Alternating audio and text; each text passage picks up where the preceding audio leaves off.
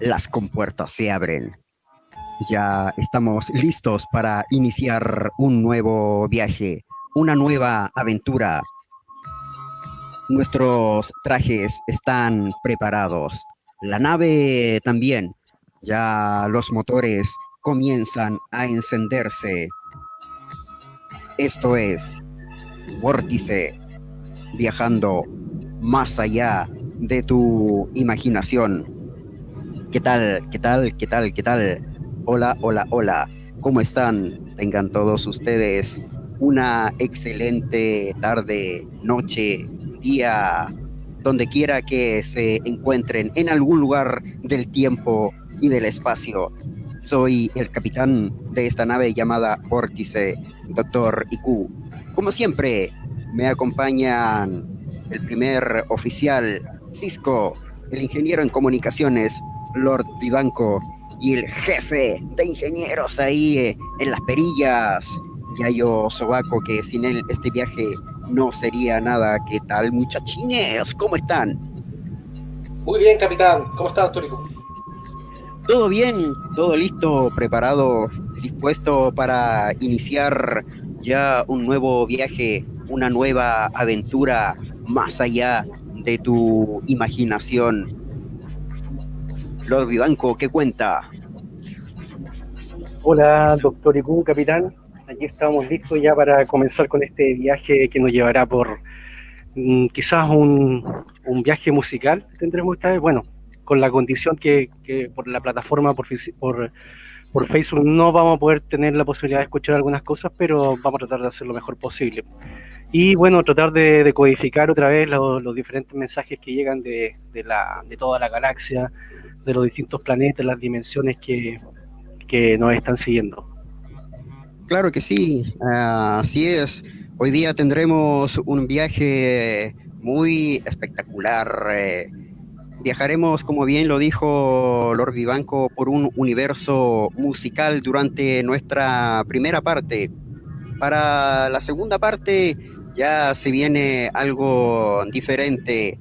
Conversaremos con una embajadora. Tendremos una invitada hoy día quien nos va a acompañar y a conversar sobre un tema bastante interesante sobre estudios Ghibli. Au, así que se viene interesantísimo esa segunda parte.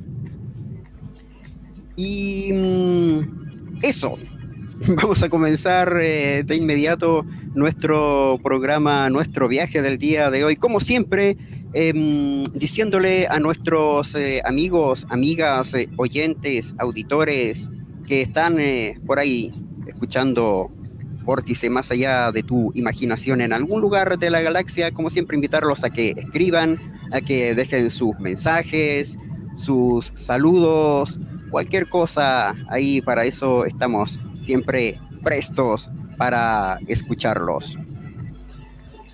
Ya pues, comencemos de inmediato este programa. Nos vamos a ir por allá para los principios de los años 60, cuando un señor italiano comenzaba a hacer música para películas.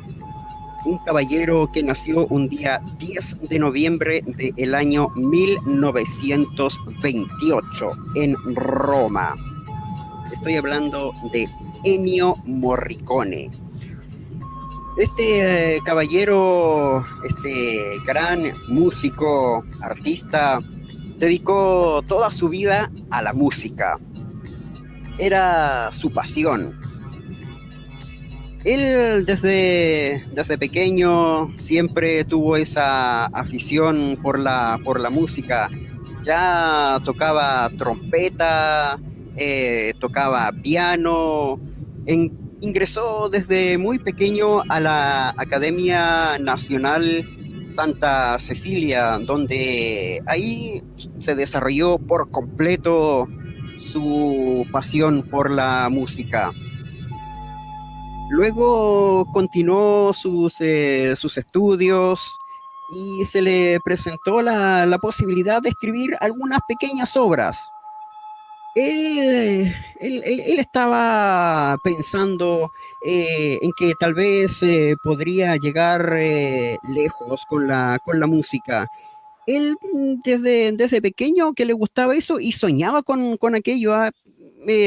La educación que tuvo nunca fue como que le dijeron, no, tú no vas a poder hacerlo. Y fue el mismo que nunca se puso trabas.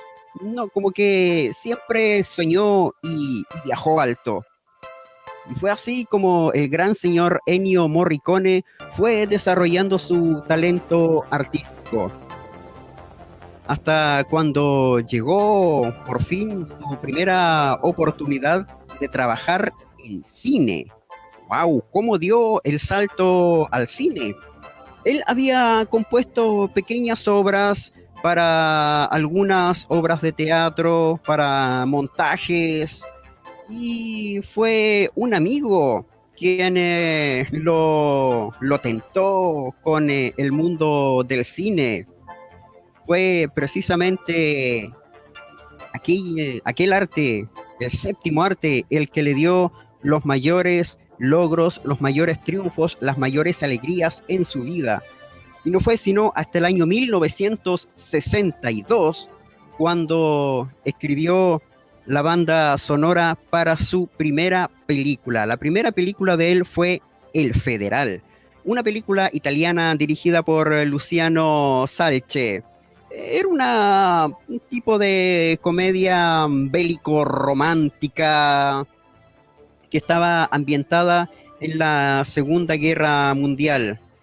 Desde ese momento, con su primera película, destacó ya bastante por la fuerza de su música, de la interpretación, de lo vivo que hacía lucir las imágenes. Esta película significó que ya el gran Ennio Morricone fuera conocido para seguir haciendo bandas sonoras.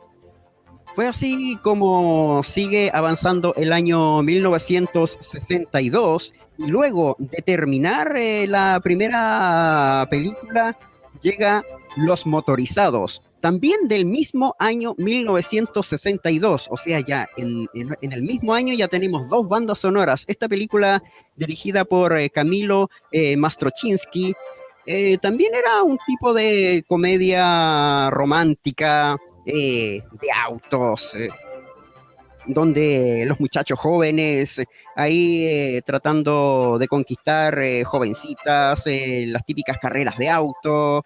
Era una película bastante interesante que fue narrada por episodios.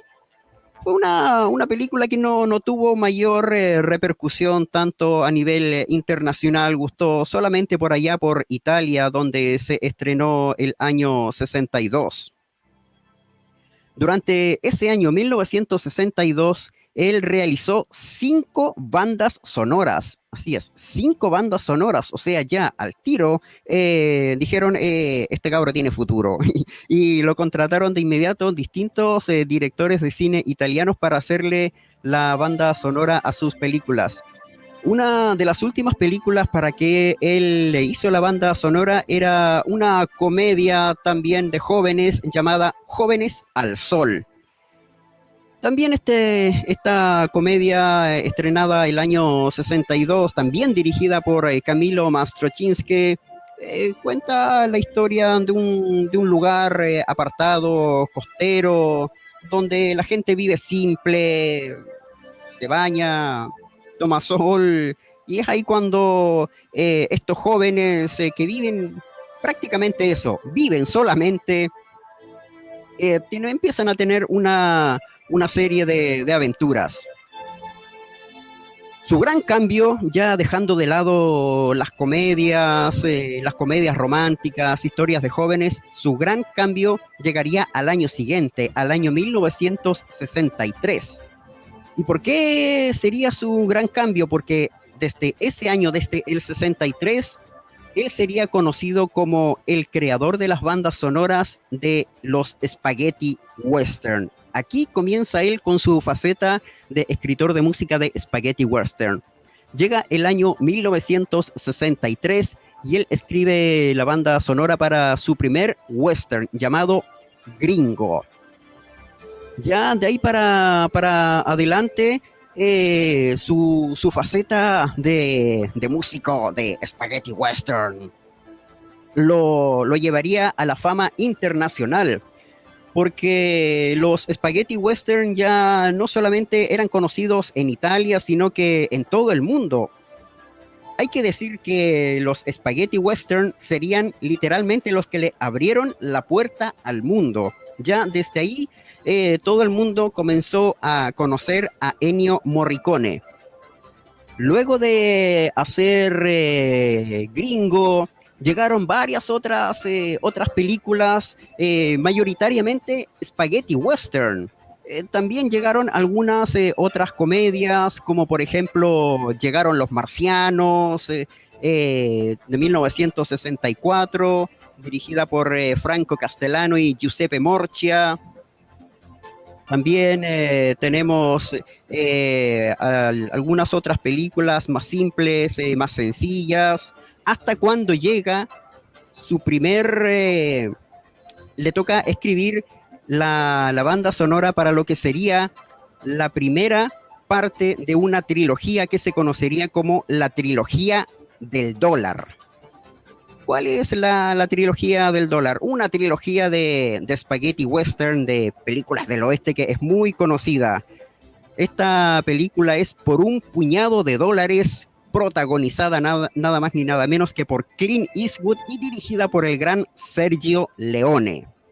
Esta es la primera parte de esta llamada trilogía del dólar, que sigue luego con por un puñado de...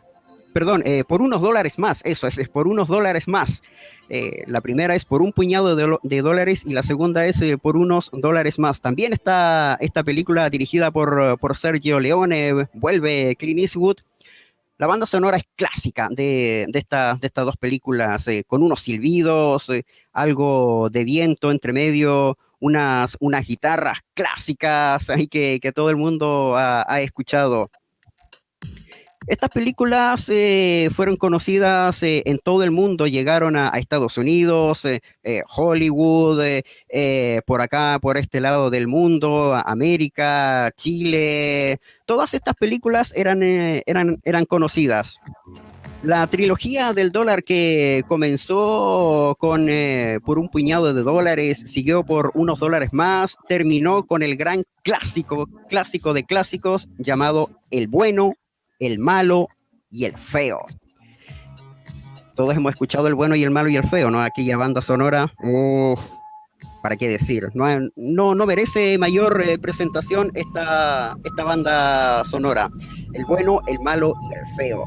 Esta historia que finaliza lo que se llama la trilogía del dólar. Aquí este grupo de cazarrecompensas que anda a la siga de unos bandidos, aparece Lee Van Cleef ahí en su clásico papel de malo que todo el mundo lo conoce, ¿no?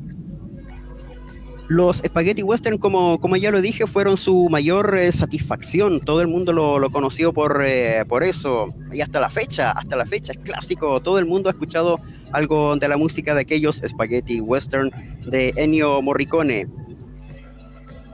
En el año 1965 hizo la banda sonora para una película ya policial llamada Agente 505, que contaba la historia de un agente que debía involucrarse en un asunto de espionaje, debía viajar a Roma, una película bastante interesante de espionaje. Tenía varias cosas que lo hacían de repente como parecerse James Bond. Era bastante interesante esta película. Bueno, y luego dio un vuelco también en lo que es las bandas sonoras, cuando se involucró en películas ya un poco más serias, más profundas, cuando le hizo la banda sonora a El Greco y La Biblia. La Biblia, esta película dirigida por Dino De Laurentiis, donde estaba Peter O'Toole, John Huston y otro gran número de actores y actrices muy conocidos, Ava Gardner, Richard Harris. La Biblia, esta gran película que todos, yo creo, todos en algún momento igual la hemos visto, ¿no? Luego se involucró en Los Cañones de San Sebastián, protagonizada por Anthony Quinn, por el gran Anthony Quinn, Antonio Quintanilla, también con Charles Bronson y Annette Cormero. Esta película también era un poco spaghetti western, estaba ambientada en la guerra y en Estados Unidos. Era bastante, tenía más acción esta película, no era tanto como del típico spaghetti western que uno conoce. Luego ya se comenzó a involucrar en películas que tenían que ver con lo policial, con lo dramático, cuando hizo Y Dios está con nosotros. Esta película protagonizada por Franco Nero, y también está Bud Spencer ahí en esta película, que cuenta la historia de un grupo de soldados que son acusados de traición y son condenados a muerte ahí durante la Segunda Guerra Mundial. Un drama bastante fuerte y una música también muy interesante la que le hizo Ennio Morricone. Luego comenzó a hacer bandas sonoras para varias películas policiales. Varias de estas películas recuerdo haberlas visto en televisión nacional, en cine en su casa, tardes de cine. Por ejemplo, La tarántula del vientre negro, del vientre negro.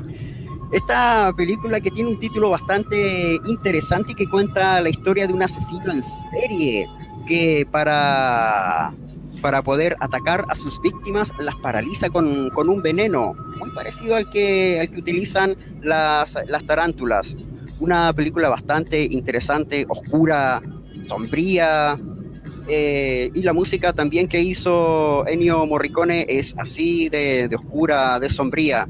Luego llegó una película también bastante polémica, una película que tiene que ver niños asesinados, bastante fuerte, aquella película que también recuerdo haberla visto, El sumario sangriento de la pequeña Estefanía, así se llama esta película, El sumario sangriento de la pequeña Estefanía. Una película bastante fuerte también que cuenta la historia también de un asesino y solamente hay un testigo, solamente alguien sabe quién está matando. No voy a spoilear nada de esta película, porque si alguien tiene la oportunidad de verla, que la vea, porque es bastante buena, es oscura, dramática. Así que si tienen la oportunidad de verla, véanla. El sumario sangriento de la pequeña Estefanía, película de Tonino Valeri. Hay otra película también que se llama ¿Qué pasó con Solange?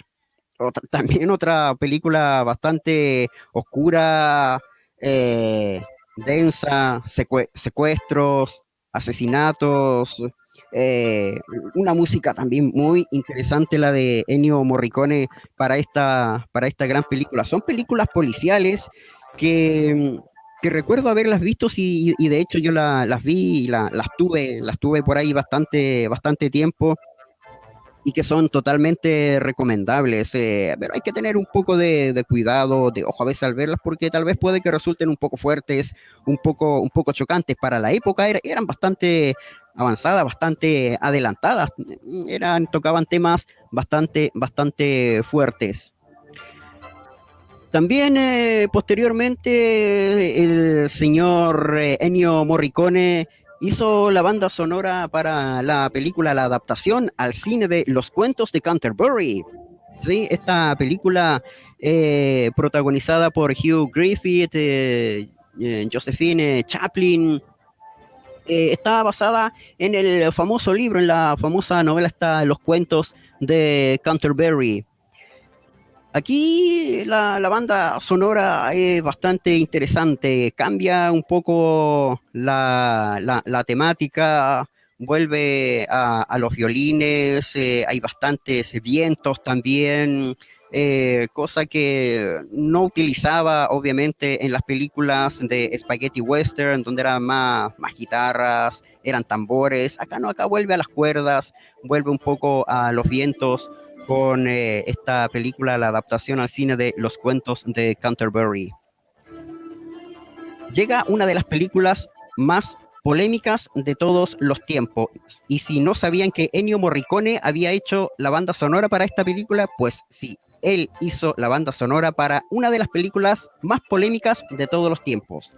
Saló o los 120 días de Sodoma. ¡Wow! ¿Sabían que Ennio Morricone le había hecho la banda sonora a esta película?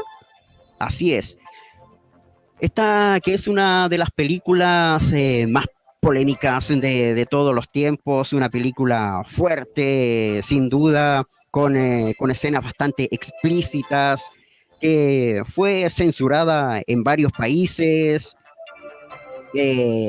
Nunca pudo verse en una versión completa, siempre en cada país la iban cortando, iban sacando partes. Nunca el director pudo ver la película completamente tal como él quería. Se hicieron reediciones posteriores y hasta el momento, hasta la actualidad, hay varias versiones de esta película, pero nunca ha llegado a verse completa tal como el director quería esta película. No sé si algún fan, alguien por ahí ha juntado todas las películas y ha tratado de hacer una sola película, pero Ennio Morricone hizo la banda sonora para esta película, Saló o los 120 días de Sodoma.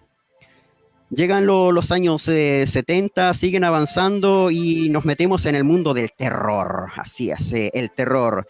Ya se había estrenado la primera parte de El Exorcista con una banda sonora excelentísima, pero para El Exorcista 2, Ennio Morricone estuvo ahí involucrado e hizo una gran banda sonora para esta película que no tuvo nada que envidiarle a la primera película. Bueno, todos recordamos la clásica música del Exorcista que nos aterró, pero para la segunda parte de esta película, que tal vez no es tan buena como la primera, sí, la banda sonora es muy interesante, buenísima. Luego tenemos, ¿qué más? Seguimos avanzando hasta que llegamos ya a los años 80, una comedia, La Jaula de las Locas. La Jaula de las Locas, esta comedia protagonizada por Michael Cerrault y Hugo Tunganazzi.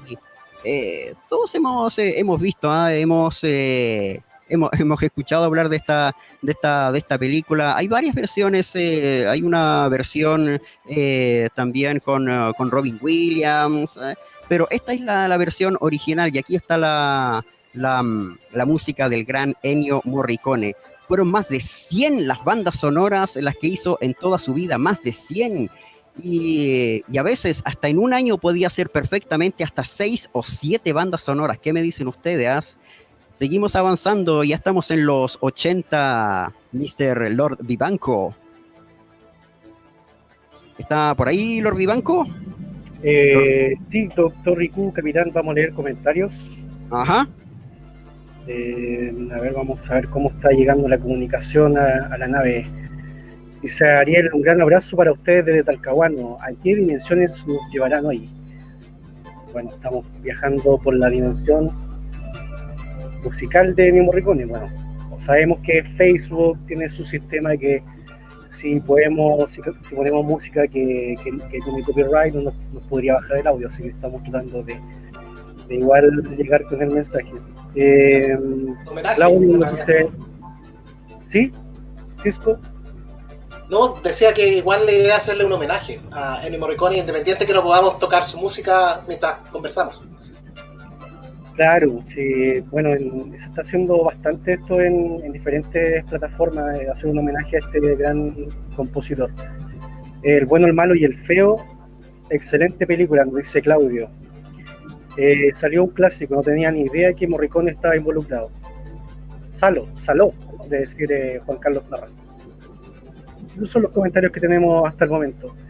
Y claro, bueno, continuamos ya en los años 80, vamos a hacer una revisión de algunas películas de Morricone Ya en los 80 también el tema, también los efectos especiales estaban un poco más desarrollados.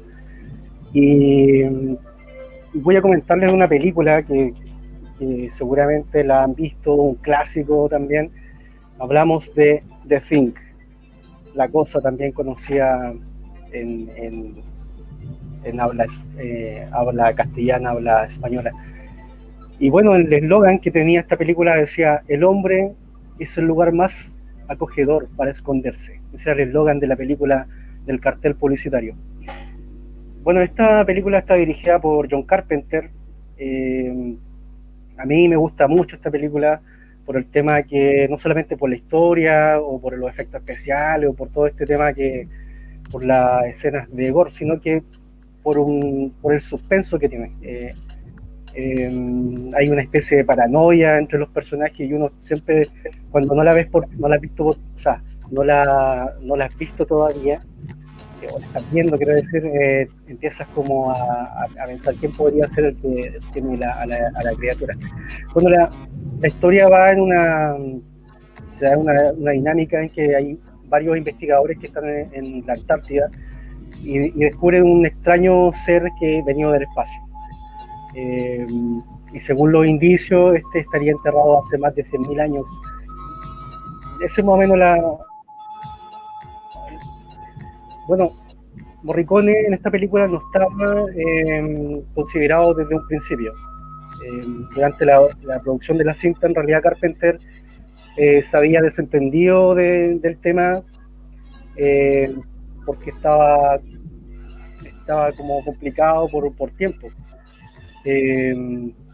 Estaba eligiendo las locaciones, tenía problemas de postproducción, y esta era realmente la película que tenía mayor presupuesto de todas las que había hecho. Y bueno, la persona se había considerado a Jerry Goldsmith en un principio, que estaba disponible, o sea, que no estaba disponible porque estaba en la producción de Poltergeist y también estaba en La Dimensión Desconocida de Twilight Zone, pero Carpenter insistía en que había que invitar a Morricone, aparte porque era fan de él.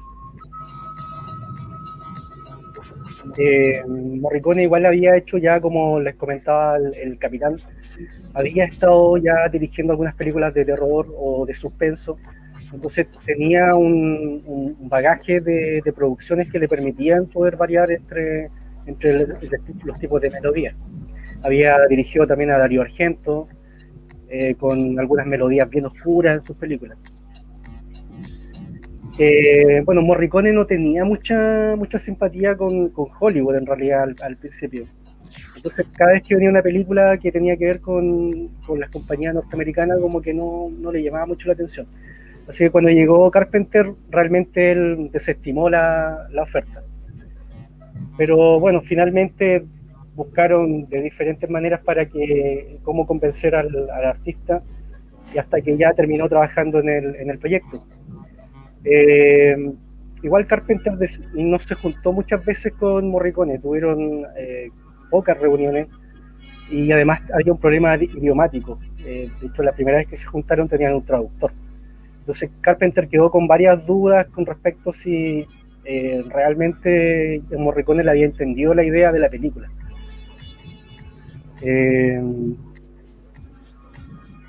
Carpenter, al final, cuando ya tenía toda la música, él decidió simplemente poner un solo tema, que es el tema principal de la banda sonora. Y bueno, Morricone entregó como una pista de la musical, y al principio estaba conforme Carpenter, pero al final también Dios lo fue modificando. Bueno, después Cisco nos va a comentar qué pasó con el resto de la película, porque ya se ocupó, el resto de la música de Morricone, que al final la desechó Carpenter, o sea, eligió algunos temas y lo demás que no se ocupó. Eso generó que Morricone de alguna manera como que no le hubiera molestado al principio, pero después con el tiempo ocurrió algo que que podría interesarle a algunos seguidores de Tarantino.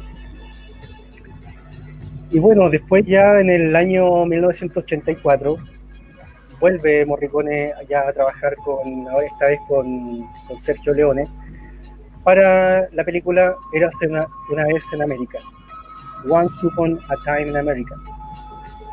Una producción ítalo-estadounidense, fue la última película de Sergio Leone. Se demoró aproximadamente como 15 años en diseñar esta película. Y acá tenemos como protagonista a Robert De Niro y a James Wood. Se ganó un premio BAFTA, premio de la Academia Británica, el mismo año a la mejor banda sonora, además de otros premios. Algunos críticos dicen que esta película tiene la mejor banda sonora del cine. Ya eso, bueno, eso también habría que ver quiénes son esos críticos que podrían decirlo, pero de verdad es una muy buena banda sonora. Bueno, acá la historia de la película nos cuenta de un grupo de amigos en distintos tiempos, ambientada en 1922, en los primeros años de la ley seca, luego en 1933 con la finalización de dicha ley, y en 1978 con la subida de Nixon al poder. Es igual una película memorable. Morricone logra crear acá una banda sonora que entrelaza con el drama con la que vivían,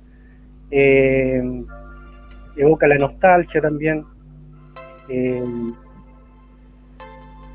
Bueno, igual la melodía como que va poniendo también al espectador en cada tiempo de la historia. La banda sonora igual había estado, o sea, no pudo postular al Oscar por un tecnicismo que fue que no inscribieron el nombre en los créditos de la película, así que lamentablemente ni siquiera pudo estar nominada. Así que eso, ahí hay un fallo tremendo y bueno, esta película también hay que Sergio Leone, como tenía de salto en el tiempo esta película, para pasarla en Estados Unidos la trataron de poner en forma cronológica, y también lo hicieron en España, y eso como que le molestó a Sergio Leone, y después dejó de hacer películas por lo mismo, sin tantas modificaciones en su película, como que no lo entendieron. Y continuamos ya también en los 80, ya mediados de los 80, un poco pasadito. En 1986 seguimos con La Misión, otra película tremenda, banda sonora, puesta en escena, dirigida por Roland Joffé, interpretada por Robert De Niro y Jeremy Irons. La historia está ambientada en el Tratado de Madrid de 1750, entre España y Portugal, donde se dimitió momentáneamente la disputa por la colonia de Sacramento. Esto es la desembocadura del Río de la Plata, y la lucha entre la monarquía absoluta europea y el poder detentado por la Iglesia. La historia nos va dando un trasfondo histórico. Podemos ver a los misioneros jesuitas intentando atraer la fe y la civilización a los guaraníes que vivían en la selva, para finalmente terminar en una destrucción de la misión jesuita en Paraguay y el noreste de Argentina. La película fue ganadora de la mejor película en el Festival de Cannes en 1986, además obtuvo Oscar a la mejor fotografía. Morricone para esta película tampoco era la primera opción, de hecho había otro compositor, Leonard Bernstein, pero también estaba ocupado, así que bueno, cuando lo invitaron a ver la película todavía no tenía música, solamente estaba viendo imágenes. Y bueno, comenta Morricone en una entrevista que dice cuando terminó de ver la película estaba llorando en realidad, como un niño, y decía, déjenlo así, ¿para qué le voy a poner música a esta película? O sea, la música es superflua. Así que, bueno, al final se hizo cargo de la película. Eso sí, los directores, o sea, el director y la producción le pidieron algunas cosas para marcar elementos narrativos de la historia, Por ejemplo, tenía que crear una pieza de oboe, respetar el estilo de la época e incluir música originaria y tradicional de la época. Como les decía, bueno, ganador a tres premios BAFTA esta película: mejor actor secundario de Guy McAnally, mejor montaje Jim Clark y mejor música Ennio Morricone. Globos de Oro, mejor música Ennio Morricone y el mejor guión Robert Wood. Y continuamos también en los 80, ya en 1987, otra muy buena película ya de cine negro, Los Intocables, o Los Intocables de Elliot Ness. También otra película estadounidense de 1987, dirigida por Brian De Palma, protagonizada por Kevin Costner, Sean Connery. Sean Connery selló un premio Oscar por mejor actor de reparto, y Morricone también estuvo nominado a mejor banda sonora. El reparto también bastante extenso, bastante bueno. Teníamos a Andy García, Robert De Niro también haciendo de Al Capone. El contexto de la historia nos sitúa en Chicago en los años 30, en la época de la ley seca, y Elliot Ness, o sea, Kevin Costner, estaba persiguiendo constantemente a Robert De Niro como Al Capone, líder del crimen organizado en la ciudad. Y bueno, la falta de pruebas le impedía acusarlo de asesinato, extorsión, el comercio de alcohol. Y bueno, con la ayuda de algunos policías que no eran corruptos, intentan encontrar algún modo para inculparlo de algunos delitos. Bueno, Morricone se vuelve a ganar un BAFTA en el 88. Aquí la música nos transmite mucha tensión, sobre todo en el tema principal, que va increciendo la música de a poco y hasta que ya irrumpe con sus tonos melódicos. Y bueno, y otro tema súper bueno también cuando termina la historia con unas trompetas, termina con entusiasmo la película. Se entiende que aquí el protagonista logra el objetivo, y se va satisfecho de haber cumplido la misión. Y finalmente la última película que, bueno, tuve que dejar varias afuera, pero me centré por lo menos en las que son más populares, a las que han sido más reconocidas: Cinema Paradiso. Una película pero tremendamente buena, por varios factores en realidad. Película italiana. Esta fue dirigida por Giuseppe Tornatore en 1988. Se ganó un Oscar a mejor película de habla no inglesa, con guión y dirección del mismo director. Hay que decir que Cinema Paradiso es una historia de amor al cine en realidad, y narra la historia de Salvatore Toto, que es el niño que vive en un pueblo italiano. El único pasatiempo que tenía era ir al cine. Estaba totalmente dominado por las imágenes en movimiento. De hecho, él creía que era magia, hasta que un día Alfredo, que era el caballero que trabajaba en el cine, que era el operador de cine en realidad, lo invita a conocer el cine por dentro.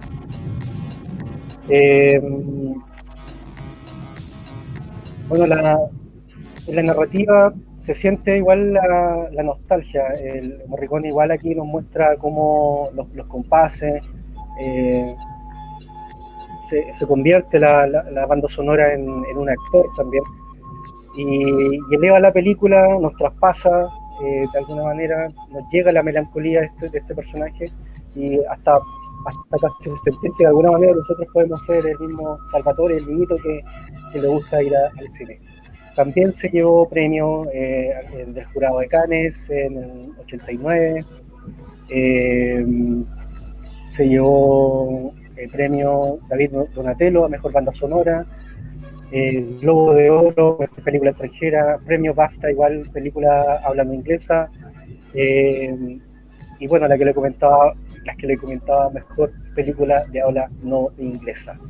Víctor, Doctor Ibu, ¿a usted le gusta esta película? ¿Qué opina? ¿Qué le pareció? Sí, mira, esta película es maravillosa. Mira, yo debo confesar que cuando vi esta película por primera vez, inevitablemente, y lo digo en serio, inevitablemente al final no pude evitar ponerme a llorar inconscientemente, me cayeron lágrimas cuando vi por primera vez esta película con el final, esa escena emotiva cuando está viendo el protagonista en la sala los cortes de las películas que él mismo veía cuando era pequeño, la música de Morricone es la que te llevaba y me hacía sentir. Luego hace unos años atrás la volví a ver, yo dije estoy más grande, dije yo, y puedes creer, me pasó exactamente lo mismo. No, esta película tiene algo, tiene un encanto, tiene una magia.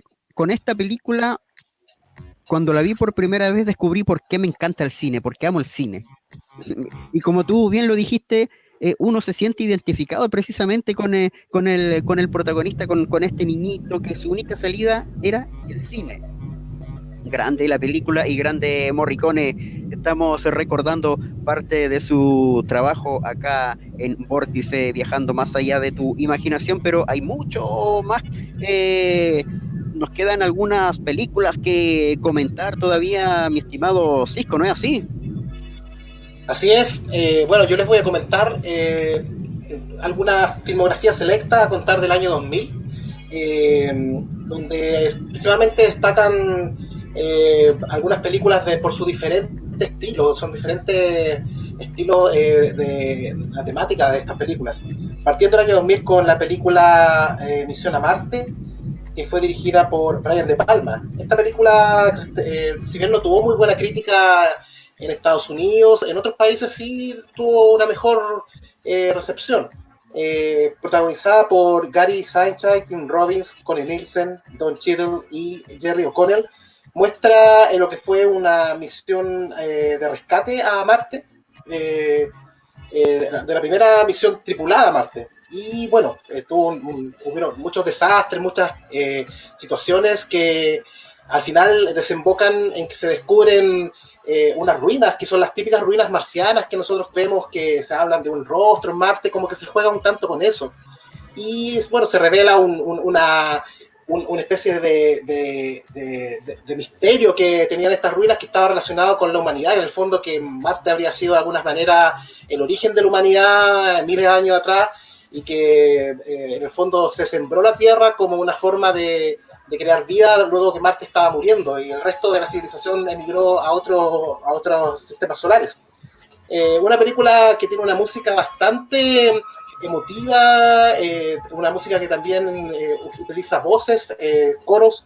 Es muy recomendable esta banda sonora para quienes quieran escucharla. Bueno, y la película, si bien, como les digo, no tuvo muy buena crítica, igual es recomendable verla porque tiene como un guión que se podría considerar original dentro de lo que hemos visto en el tema de Marte. A continuación, también del año 2000, está la película Malena, que es una película italiana dirigida por Luciano Di Cesonti, o sea, el guión fue de él, y dirigida por Giuseppe Tomarotte, y protagonizada por Mónica Bellucci y Giuseppe Sulfaro.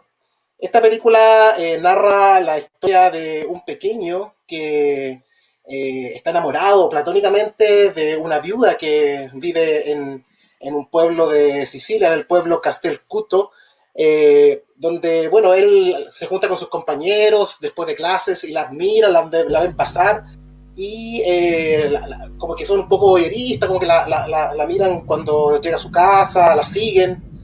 Es como una película que como que igual tuvo algunas críticas por este tema de demostrar como sexualizar de alguna forma a un niño, pero el tema es como que de que trata la película principalmente tiene que ver como con el renacer del romance en los niños cuando están en edad, no sé, 12, 13 años, una cosa así. y la admiración por esta mujer que tenía ya 27 años. La música es particularmente bastante pausada, una música romántica, una música que evoca justamente todos esos sentimientos relacionados como con el amor platónico y, bueno, destaca, como se dice, la belleza también de Mónica Bellucci. Luego tenemos una serie de películas que voy a mencionar a continuación, que si bien no fueron compuestas por Ennio Morricone para estas películas en particular, fueron tomadas por Quentin Tarantino para musicalizar películas que él realizó durante la década del 2000. Aquí tenemos a Kill Bill volumen 1 y 2, donde escuchamos, por ejemplo, en la primera película, la música de un tema que se llama There Rides a Horse, que es una melodía que transmite sensación de peligro, de que algo malo va a suceder, y crea una atmósfera de tensión justamente en esa escena que se ve donde la protagonista pelea con muchos otros samuráis que usan que son los antagonistas, o sea, que están aquí protegiendo a la villana. Y en Kill Bill 2 está la composición que se llama La Arena, que se muestra en la escena donde la personaje principal, protagonizada por Uma Thurman, está enterrada, viva, en un ataúd, y lucha por salir ilesa de esta situación. Toda esta música le da como un tono más dramático. Son escenas que si no hubiese estado quizás musicalizadas por estas melodías que había hecho Morricone para western principalmente, habían tenido una connotación distinta, quizás menos dramática. Estas películas son del año 2003 y 2004 respectivamente. En el año 2007 se estrena también de Tarantino Death Proof, que es una película sobre un psicópata que utiliza un auto como arma homicida, donde se usan de Morricone los temas Paranoia Prima y Unexpected Violence. Bueno, principalmente tiene que ver con, acá es una película más de acción, como de carretera, y también, como digo, Tarantino utiliza las melodías de Morricone para acentuar las escenas con temas dramáticos. En el año 2009 tenemos la película Inglourious Basterds, donde se utiliza de Morricone las melodías de Surrender, Un Amico, Rabia a Tarambella, Mystic and Cervere. En esta película, bueno, que recordamos que se trata de unos cazanazis que están en la Segunda Guerra Mundial, está protagonizada por Brad Pitt, y donde podemos ver que ahí le dan mucha intensidad a las melodías a las escenas, como por ejemplo cuando se utiliza Un Amico, hay una escena donde Sonara Dreyfus le dispara a Frederick Soler, donde hay guerra, hay temas de que hay un romance por medio, es una escena trágica, pero la música hace sentir como esa sensación de amor-odio, amor-traición. Una mezcla bastante interesante. Después tenemos en el año 2012 un western que es Django Unchained, película donde vemos que se utilizan las piezas de Morricone, Sister Sarah, Aconda Key, Rito Finale, de Bayern Mull, More Can Iron y Un Monumento. Bueno, acá las composiciones se usan solamente instrumentos clásicos, no hay voces como en otras composiciones donde se escuchan coros. Lo que sí hay, de repente hay silbidos, o típico de los westerns, y bueno, Tarantino aquí, como indiqué, aprovechó todas estas melodías que pertenecían a otras películas de los años 60 principalmente, de Spaghetti Western, para musicalizar todas estas melodías, todas estas películas con melodías que no eran originalmente hechas para ellas. Pero llegó el año 2015, donde se estrenó la película de Tarantino, The Hateful Eight, que ganó un Oscar por esta película, donde se dio una particularidad. Bueno, aquí las melodías que destacan son La Última Diligenza, The Red Rock, The Hateful Eight Overture, La Punta de la Monte, Raggi di Sole sulla Montana. Me van a odiar todos los que hablan italiano e inglés porque mi pronunciación no está muy buena por estos días. El tema es que aquí hay una particularidad. No tenía mucho tiempo Ennio Morricone para poder hacer estas bandas sonoras, pero como existía música desechada de la película The Thing, como mencionó Jorge anteriormente, porque, bueno, ¿qué pasó? Que Carpenter solamente se quedó con las melodías que tenían sintetizadores, no utilizó la música que estaba con orquesta. Entonces, cuando Tarantino le propuso a Morricone hacer la banda sonora de esta película, dijo, pucha, no tengo tiempo, pero tengo la música que no se ocupó para The Thing y te podría componer algo nuevo. Y bueno, ante eso Tarantino quedó contento y además que no había problemas técnicos ni de derechos porque era música que nunca se había utilizado, no se había presentado en ninguna película. Y de esa forma consiguió por fin Tarantino tener música entre comillas original para una de sus películas, música que no era reciclada como había sido anteriormente. Bueno, él es un gran fan de Ennio Morricone, gran fan del cine en general, sobre todo de los spaghetti western, y fue como un sueño cumplido para Tarantino tener a Morricone con una banda completamente compuesta por él en esta película que a todo esto ganó el Oscar del año 2015. Ese es como el viaje que podemos señalar respecto a Ennio Morricone durante el siglo XXI. Bueno, la película Los 8 más odiados es como The Thing. Eso se ha comentado varias veces, no saber quién realmente es el malo. Claro. Es como repite como el patrón, donde están patrón, encerrados, claro, no se sabe quién es el villano. Yo no tenía idea si lo que había hecho Morricone con eso. No, me sorprendió saber que después había reutilizado la banda sonora. Claro, no, yo tampoco, yo me enteré, bueno, en este proceso de preparar este contenido, conjuntamente con el equipo contigo también, me enteré de esta parte porque yo tenía entendido que era como ganó Oscar, que debería haber sido original, pero ahí está el tema técnico, porque como nunca se presentó esta música, no había inconveniente en que postulara al Oscar porque no estaba asociada a ninguna película previa. Claro. Sí, Doctor Ibu. Sí, buenísima la información. ¿A leer comentarios? Sí, claro que sí, porque ya luego se viene nuestra invitada, nos va a retar porque la vamos a dejar para muy tarde, así que vamos a la lectura de saludos y después se viene nuestra invitada, una embajadora tenemos. Sí, dice Rafa Pilo Bustos, nos dice, no tenía idea que hizo la música de Saló. Ariel Grandón dice, maravillosa la música de La Misión, Cinema Paradiso, entre otras. Francisco dice, creo que es una precuela, le dice a Claudio. Ariel nos dice, como dato curioso, la banda sonora de Los 8 más odiados de Tarantino, con la cual Ennio ganó un Oscar, utiliza gran parte del material que desechó o modificó Carpenter en The Thing, que había sido compuesta por él. Claro, eso es lo que comentamos. Claudio nos dice, La Misión, tremendos actores, la película fue todo perfecto. Claudio nos dice, Los Intocables, Robert De Niro es Al Capone. Claudio también se repite también, Cinema Paradiso es la esencia de aquel cine antiguo de ciudad pequeña. Cuando la vi me recordó aquellos días del gran cine Teatro Tomé. Malena diosa, Django buena, vino, queso, espagueti, pizza y quedan hablando al toque italiano. Eso parece que va para ti, sí, para ti, Francisco. Digo, Cisco. Claro, va sí. para nuestro primer oficial Cisco. Si nos ponemos a hablar de Ennio Morricone, claro, o sea, estaríamos hablando durante muchísimo rato, porque como lo dije al principio, fueron más de 100 bandas sonoras, o sea, más de 100 bandas sonoras, o sea, y hasta en un año podía ser la banda sonora, y hasta en un año perfectamente podría ser hasta 500. Podría,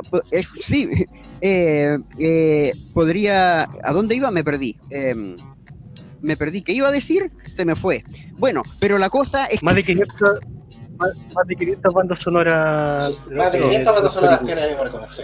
Sí, eso era, pero es que iba a decir otra cosa que se me fue. Justo pasé por un vórtice yo también y lo que iba a decir se me fue por... Me llegó un poco oxígeno al cerebro con este paso al vórtice. Justamente, claro.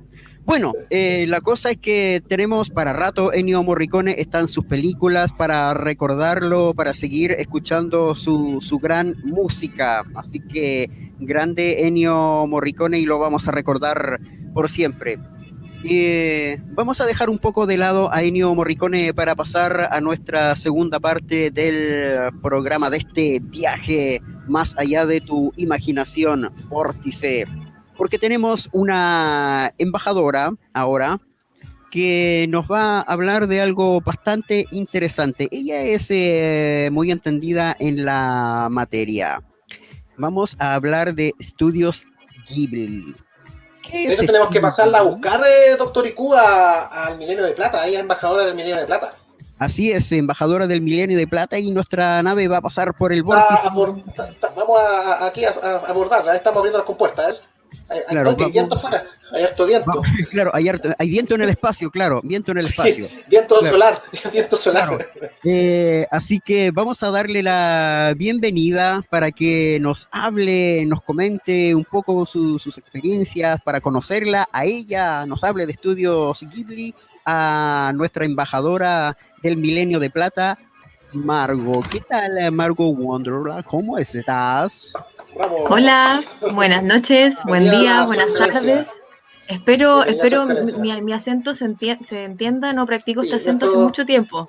nuestro traductor universal la está traduciendo bien. Ahí los Vivanco Sí. ajustó todo. Perfecto.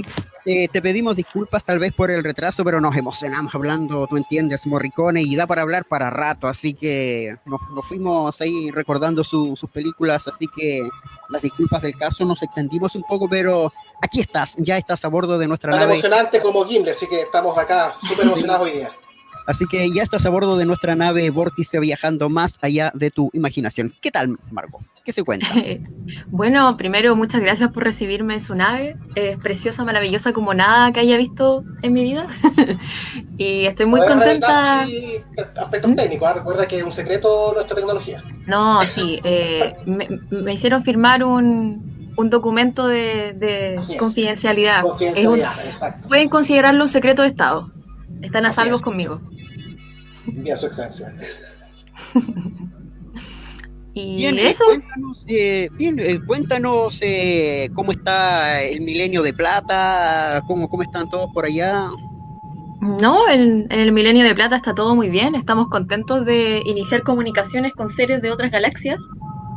Así que bien en general, sí, todo tranquilo, esperando animaciones de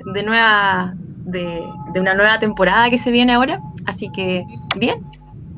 Uh-huh. Bien, tú estás acá con una misión, algo bastante interesante. Hay miles de fanáticos de los grandes estudios Ghibli.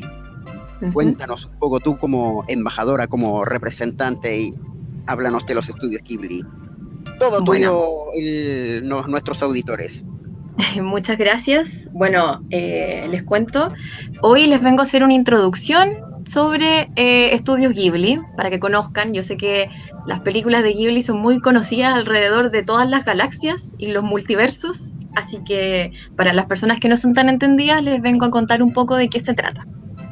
Bueno, Estudio Ghibli es un estudio de largometrajes, cortometrajes, videos musicales, hasta comerciales tienen, de animación japonesa, que fue fundado por Hayao Miyazaki e Isao Takahata en 1985. No sé si sabían, pero Ghibli es una palabra italiana que significa viento cálido del desierto, y en japonés se dice Ghibli. Les voy a contar un poquito sobre los fundadores. En realidad, Estudio Ghibli es más que todo conocido por Miyazaki, más que por Takahata. Voy a comenzar contándoles un poco sobre Isao Takahata. Isao Takahata fue, porque falleció el 2018, un director, productor y guionista de animación japonesa. Él no dirigió tantas películas como Hayao Miyazaki dentro del mismo estudio Ghibli, pero sí es bastante más reconocido por sus participaciones en animaciones japonesas clásicas, como son Marco, Heidi y Lupin III. Aprovecho de mencionarles que él no es dibujante, como sí lo es Hayao Miyazaki. En general, él co-dirigió o produjo gran parte de la producción de Ghibli, pero dentro de las películas que sí dirigió en el estudio, dirigió la emblemática Tumba de las Luciérnagas del año 1988. Como les mencioné anteriormente, sí, una obra maestra. Como les mencioné anteriormente, su última película fue el 2013, también dentro del estudio Ghibli, que es El cuento de la princesa Kaguya. Ya les contaré un poco más al respecto. Y esta fue nominada a un Oscar, pero lamentablemente no ganó y tampoco le fue muy bien en taquilla. Él fue mentor de Hayao Miyazaki, además de ser grandes amigos, y se conocieron trabajando en estas animaciones japonesas clásicas que les mencionaba en el estudio Nippon Animations. Las películas que dirigió en Ghibli son La tumba de las luciérnagas, Recuerdos del ayer, Pompoko, Mis vecinos los llamaba y la ya mencionada Princesa Kaguya. Ahora les voy a contar sobre Hayao Miyazaki. Hayao Miyazaki yo creo que es emblemático. Se le ha comparado inclusive con la figura de Walt Disney por su nivel de impacto en la cultura pop y gracias principalmente a sus largometrajes. Antes de dedicarse a hacer largometrajes, trabajó en televisión, donde conoció a Isao Takahata. Participó también en Marco, en Lupin y en el mismo estudio, Nippon Animations. Pero obviamente, como todos sabemos y conocemos, se hizo bastante conocido ya trabajando en el estudio Ghibli. Yo creo que su película más emblemática y también la más conocida del estudio Ghibli, yo creo que tendría que ser El viaje de Chihiro, que fue dirigida por él. Y es considerada la mejor película de animación de todos los tiempos. Aunque eso podría ser cuestionable. De ahí me pueden dar su opinión. A Hayao Miyazaki, como les mencionaba, él obviamente es parte del estudio Ghibli, pero durante la producción de la película El viento se levanta o Wind Rises, que es sobre la historia del creador del avión de combate cero en la Segunda Guerra Mundial, anunció su retiro. Esto fue el año 2013. Y por lo mismo, al año siguiente, el 2014, se le hace entrega de un Oscar honorífico por su trayectoria cinematográfica en películas de animación. Posteriormente, el año 2017, Ghibli confirma su regreso con una película que se supone debería haber estado ya lanzada a principios de este año, antes inclusive de los Juegos Olímpicos en Japón, que se llama ¿Cómo vives? El nombre japonés es Kimi wa do Ikika, creo que lo dije bien, pero por ahora se espera que salga ahora durante este año o durante el próximo año, aunque realmente no hay información respecto a cómo ha seguido este largometraje considerando las condiciones actuales de pandemia que hay en la Tierra. Bueno, eso sobre los fundadores, para que se hagan una idea. Ahora les voy a contar un poco sobre la historia del estudio Ghibli. Voy a comenzar comentándoles que, como les mencioné anteriormente, Isao Takahata y Miyazaki se conocieron trabajando juntos en Nippon Animations. La primera película que le dio origen a esta colaboración de trabajo en largometrajes fue Náusica en el Valle del Viento, que por si no saben, está basado en un manga del mismo nombre que fue escrito por el mismo Hayao Miyazaki, que de hecho estuvo en publicación durante 12 años, desde 1982 a 1994. Este estuvo en publicación en una revista que se llamaba Tokuma Shoten, y esta cedió los derechos a Disney, por lo cual decidieron realizar la película. Se supone que la película es como una parte como un resumen, digamos, de esta historia que se siguió publicando posteriormente. Y pese a que esta película es considerada la primera película del estudio Ghibli, oficialmente no es la primera película del estudio Ghibli, ya que el estudio se fundó en 1985. Me confundí con las fechas terrestres.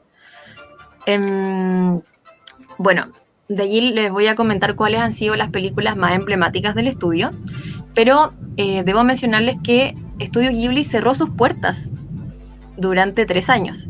Esto tuvo directa relación con el retiro que anunció Miyazaki el 2013, por lo que el estudio cerró el 2014. Además que mencionaron que aparentemente les habría ido mal con la última película, que fue la última película que les mencioné anteriormente, el último largometraje dirigido por Isao Takahata, que es El cuento de la princesa Kaguya. Resulta que, coincidente con el regreso de Miyazaki al cine, anunciaron la reapertura del estudio. Y el 3 de junio de este año, recientemente, anunciaron su primera película hecha en formato digital, que se llama Erwin y la bruja. Aún no se sabe mucho, pero como saben, el estudio Ghibli en general trabaja con animación tradicional. Entonces ahí tendremos que ver qué nos va a tener preparado el estudio Ghibli con esta nueva película. Las películas de estudio Ghibli en general tienen bastantes nominaciones al Oscar. Y en las traducciones al inglés han participado gran cantidad de voces famosas, Por nombrar algunas personas, Liam Neeson, Patrick Stewart, Anne Hathaway.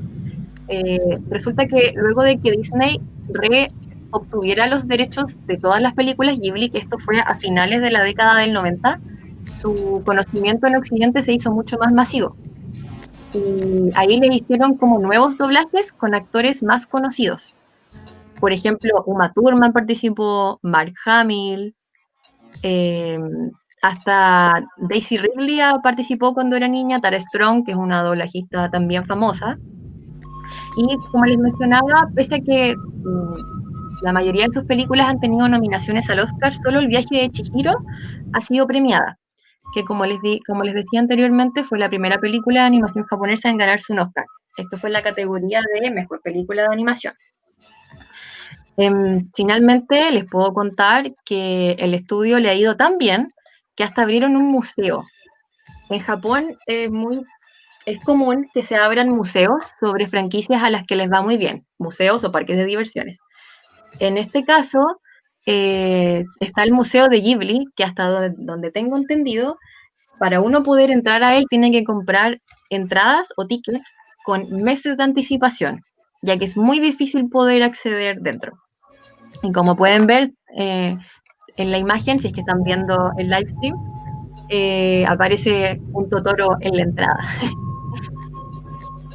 Ya hablando un poco más sobre las películas, después de esta breve historia del estudio, les comentaba inicialmente que no sé si ustedes sabían que el estudio Ghibli no solo hace largometrajes, también hace cortometrajes, comerciales y videojuegos. Yo seré súper sincera y les diré que la verdad no estoy tan interiorizada en producciones de Ghibli que no sean largometrajes, pero sí les puedo contar respecto a los videojuegos. El año 2012 salió un juego para Nintendo DS llamado Ni no Kuni, la ira de la bruja blanca, que posteriormente fue remasterizado para PlayStation 3.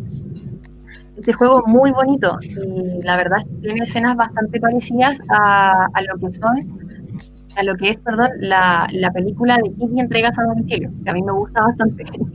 ¿Margot? ¿Mm? Margot, vamos a leer un poquito los comentarios que nos están llegando. Estoy decodificando algunos mensajes. Y adelante. Nos dice Delia Ghibli. No, genial. Saludos a Margot Wonderland, dice Claudio Rodrigo Montoya. Muchas gracias. Claudio nos dice, grande Miyazaki, me encanta el castillo ambulante, la princesa Mononoke, el castillo en el cielo y por supuesto el viaje de Chihiro. Juan Carlos dice, Nausicaa, mi favorita y no se diga más. En series sería la de Conan, el niño del futuro, y nos dice que jugó el Ni no Kuni. Es asombroso, mejor que Pokémon.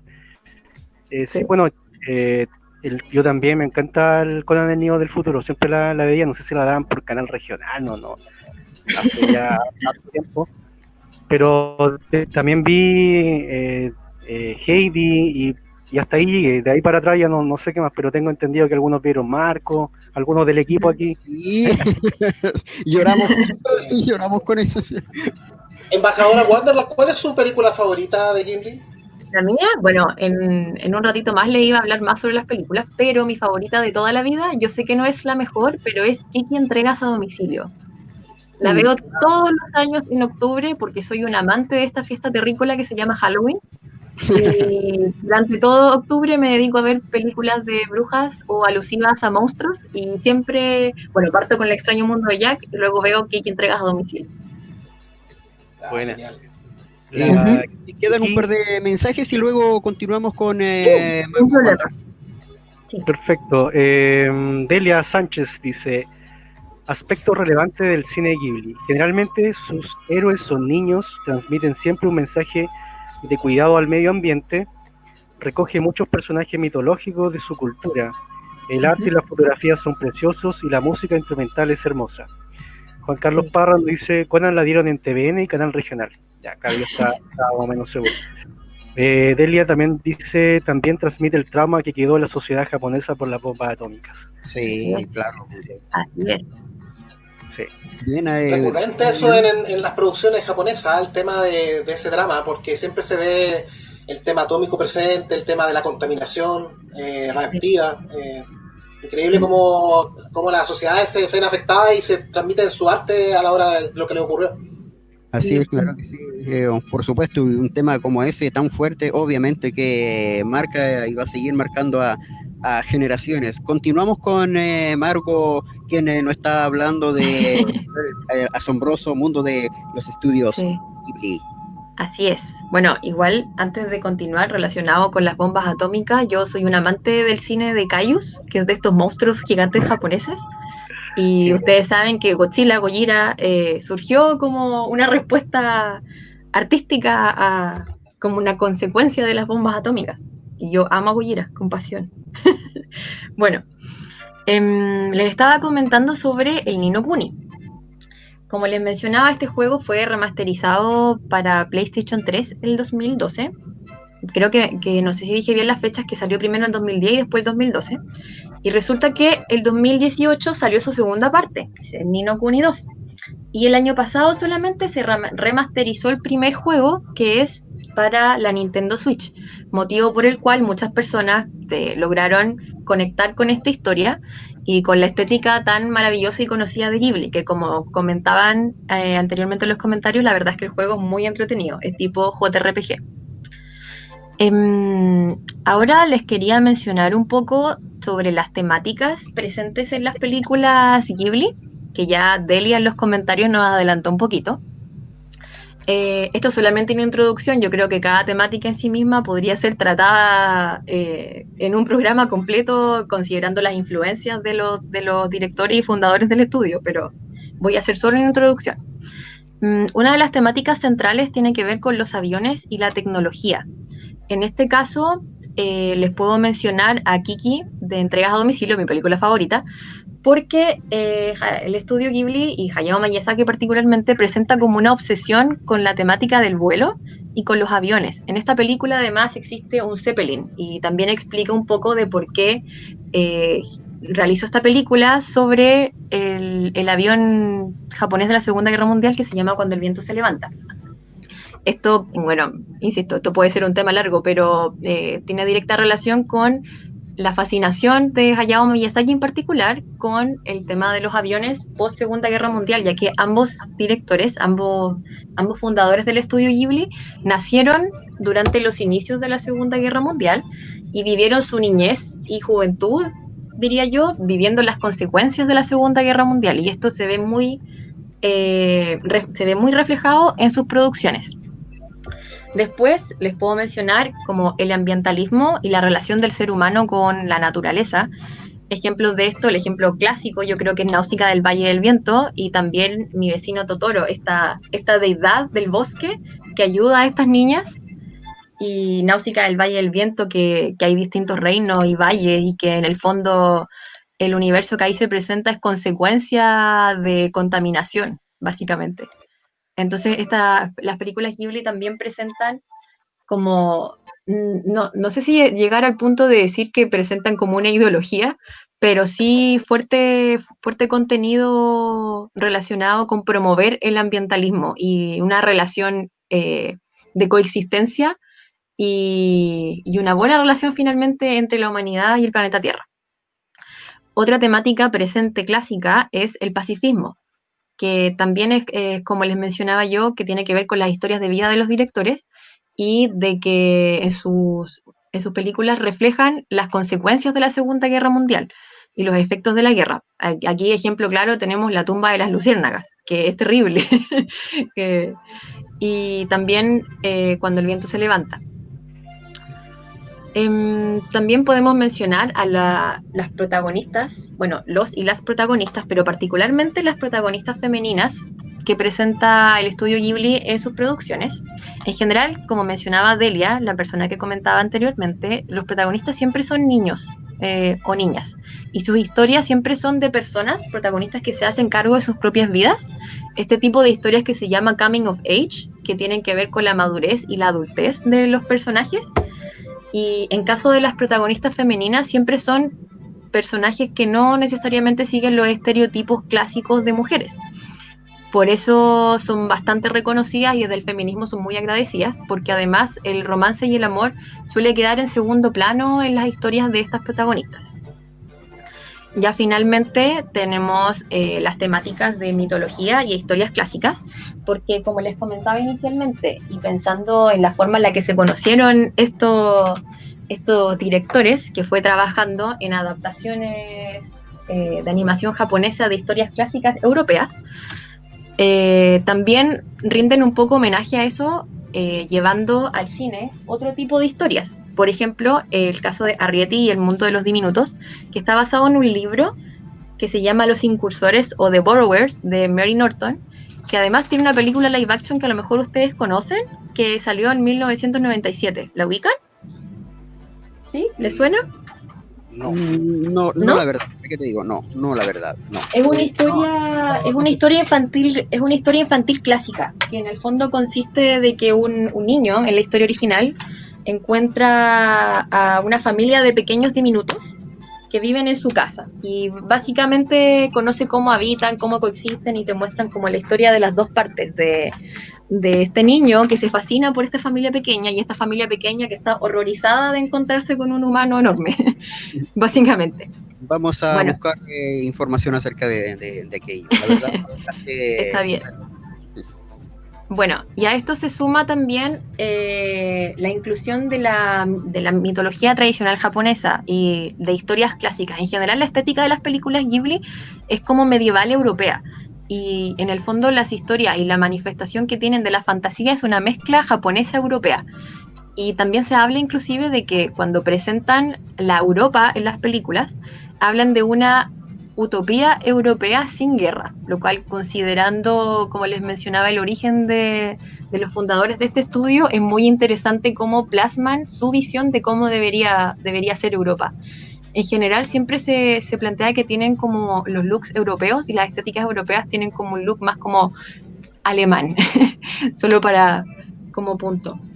Finalmente, ya mencionar que además de la estética de estas películas y la animación y los personajes, también son muy reconocidas por su banda sonora, como les mencionaba anteriormente.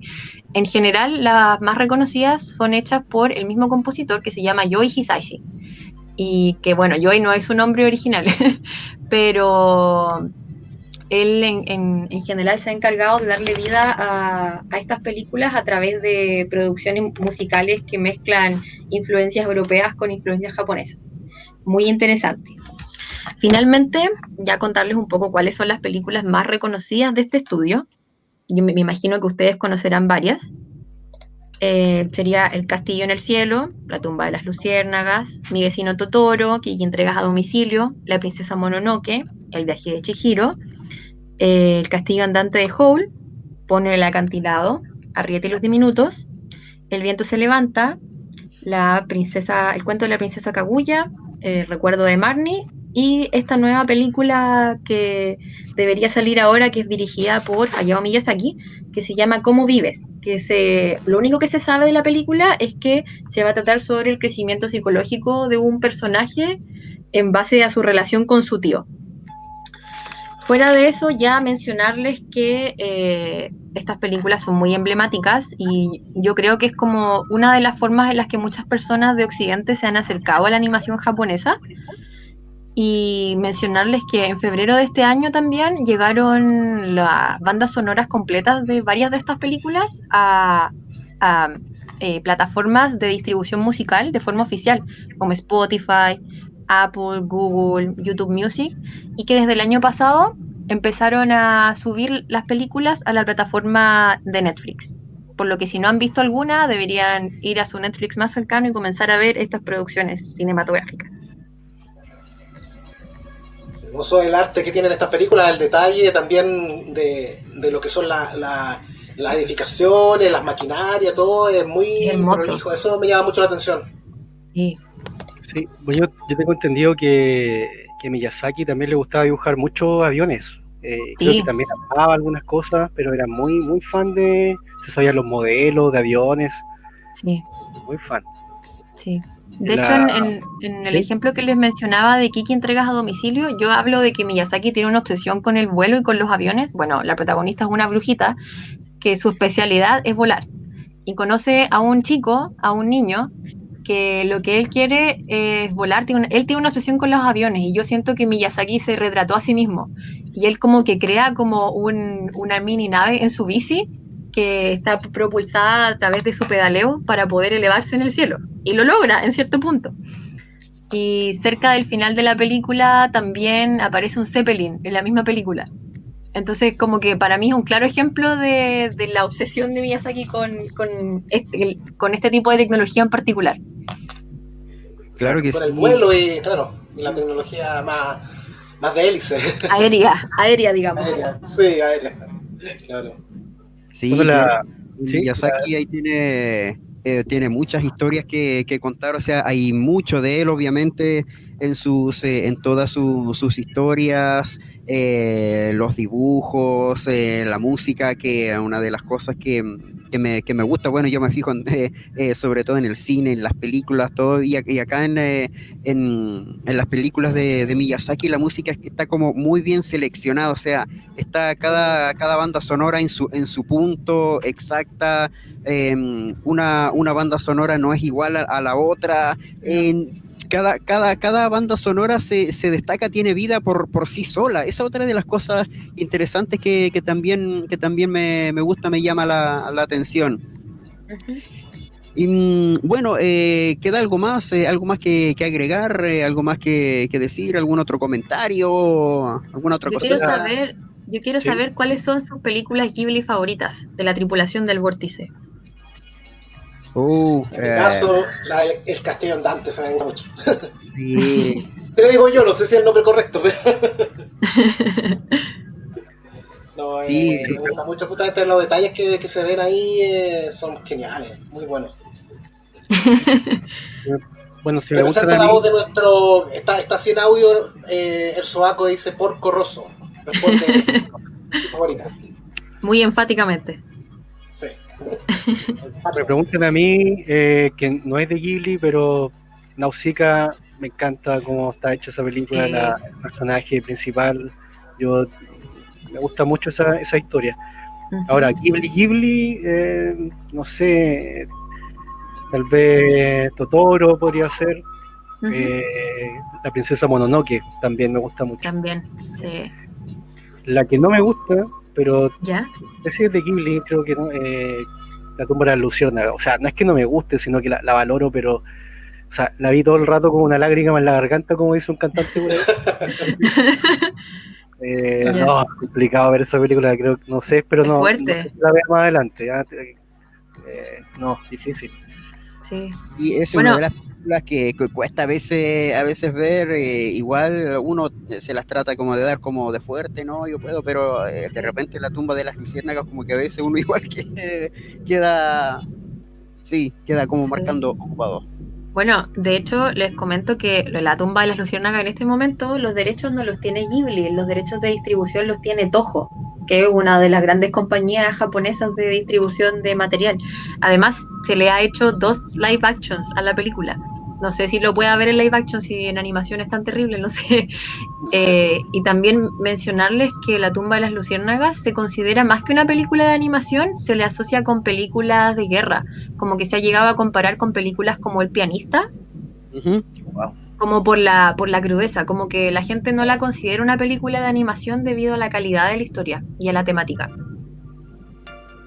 wow, no, complicado. Sí. Sí, Eh, bastante, bueno, bastante. algo que tú comentaste acerca de las películas o sea, las producciones que habían hecho el Isao Takahata. Takahata, así es. Sí, es súper importante porque mucha gente veía dibujo animado, pero no sabían que era de producción japonesa.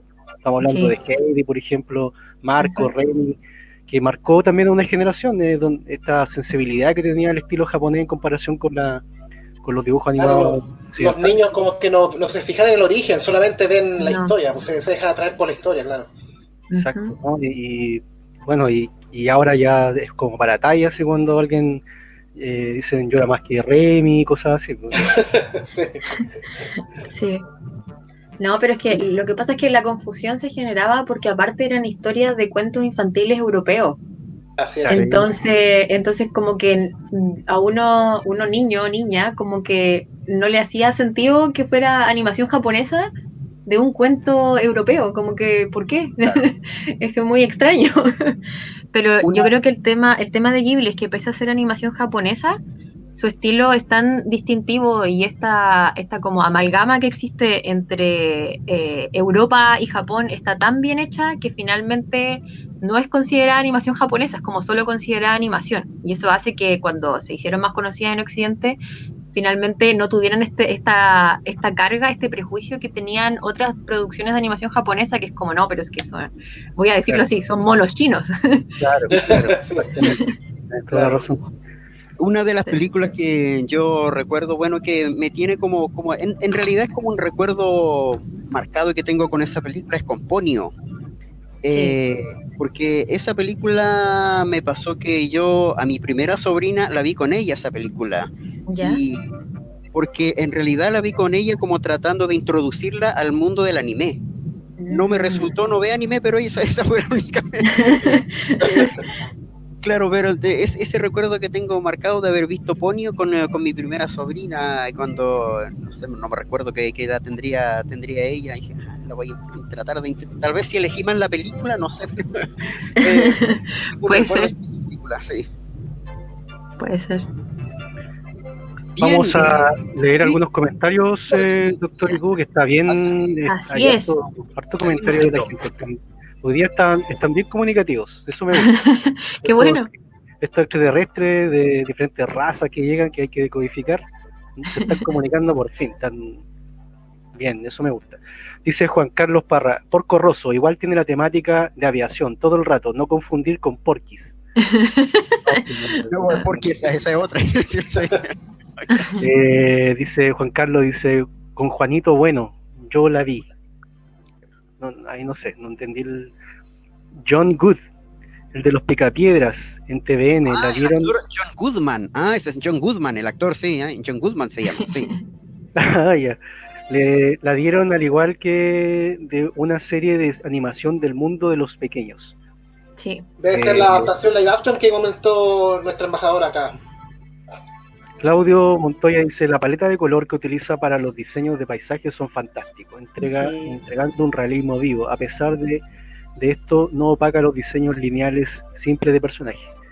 Eso Sí. también, pues, interesante. Hay un documental que estuve revisando la otra vez, donde cómo Ujú. el equipo de trabajo que tenían y cómo aplicaban la acuarela, que es tan Mm, genial, que de verdad es como dice japoneses. No sé sí. cómo lo podrían hacer. Japan. Eso que quería mencionar yo relacionado con esta nueva producción digital que anunciaron, reconozco que me da un poco de susto el cambio en el estilo, porque siento que Ah, la forma en la que anima Ghibli y además de los colores, o sea, yo creo que las paletas de colores, los fondos y eso se va a mantener, pero la animación me da susto que cambie mucho, así muy honestamente. Porque, por ejemplo, claro. en los videojuegos que les comentaba, habían segmentos de animación, pero que eran como animación tradicional, y el juego era como animación digital. Entonces, como que no se sentía que se saliera del estilo. Claro. Mm. Continuamos con, ¿qué nos dice Delia? John Goodman, el de los Picapiedra, en TVN la dieron, claro, ahí que lo corrigió. Me parece que Delia nos envía un un link. Karen nos dice, hola chicos, si bien no soy fan del anime, me encanta lo que he visto de Estudio Ghibli, realmente es anime del bueno. Es bueno. Mi vecino Totoro, el viaje de Chihiro y Porco Rosso son como muy sensoriales, las comidas dan hambre, la lluvia da Es cierto. frío. En términos de historia, encuentro más interesante el viaje de Chihiro y todo el mundo que hay detrás. Aunque no he visto mucho, hay un punto que me perturbó en las tres y me costó mucho no concentrarme en eso. Es la chillona es lo chillona de las niñas de las tres películas. Ese tono agudo de risa o grito me volvió un poco loca, sorry. Delia, típico de los animes, nada que hacer. Delia Eh, respondió por mí. sí, Ah, claro. Gracias, Delia. La tumba de las luciérnagas es la única película que no le he mostrado a mis niños. Es hermosamente terrible, sí. Lamentable. Sí. Claudio también nos dice, Claudio Montoya, yo creo que tiene una obsesión con la maquinaria de guerra. La utiliza y modifica para llevarlas al cielo. Aparte de los aviones, puedes ver un barco de guerra volando o como un castillo en el cielo. Sí. Lilu Mononoke. ¿Quién será Lilu Mononoke? Soy un gran fan de Miyazaki. Mis preferidas son Ponyo y Chihiro. Y Juan Carlos Parra nos dice, se ve raro el 3D en la última película del estudio Ghibli. Sí. Bien, hay harto que hablar, comentar de estudios Ghibli y todas sus películas, Miyazaki y todo el mundo que hay detrás. Pero aquí nuestra embajadora nos hizo una pequeña introducción a todo este fantástico mundo de los estudios Ghibli para quienes hayan visto algo, para quienes no han visto nada, para quienes lo han visto todo. Ahí está esta pequeña recomendación. ¿Algo más, mi estimada? ¿Qué está diciendo, capitán? Mi estimada Marvel Wonderland. ¿Qué está diciendo, capitán? No, me voy a estar confundiendo con alguien. Sí. Algo más que todos agregar. Tenemos un doble en algún lado, dicen. Sí. Es que tiene un doble en otro lugar en otro universo, en un multiverso, entonces. Sí, pues puede ser. No, o sea, me encanta que se hayan metido a comentar y conversar sobre películas Ghibli. A mí me gustan mucho y siempre estoy dispuesta a hablar sobre ñoñeces, y en este caso películas Ghibli. Nuevamente, recordarles que esto fue como una introducción y un poco de historia sobre el estudio en sí, pero en realidad yo creo que si nos pusiéramos a hablar sobre los distintos aspectos del estudio Ghibli, yo creo que daría para una conversación bastante larga y varias conversaciones a lo mejor. Pero eso, y muchas gracias por el espacio y por invitarme a su nave. La pregunta del millón, embajadora, ¿va a firmar el tratado para poder seguir visitándonos?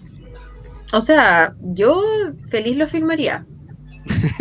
Pero no sé si yo creo que hay que conversar las condiciones sin la participación del público, pero sí, solo como adelanto les digo que sí, felizmente participaría en sus próximos viajes en otros viajes al Milenio de Plata, felizmente.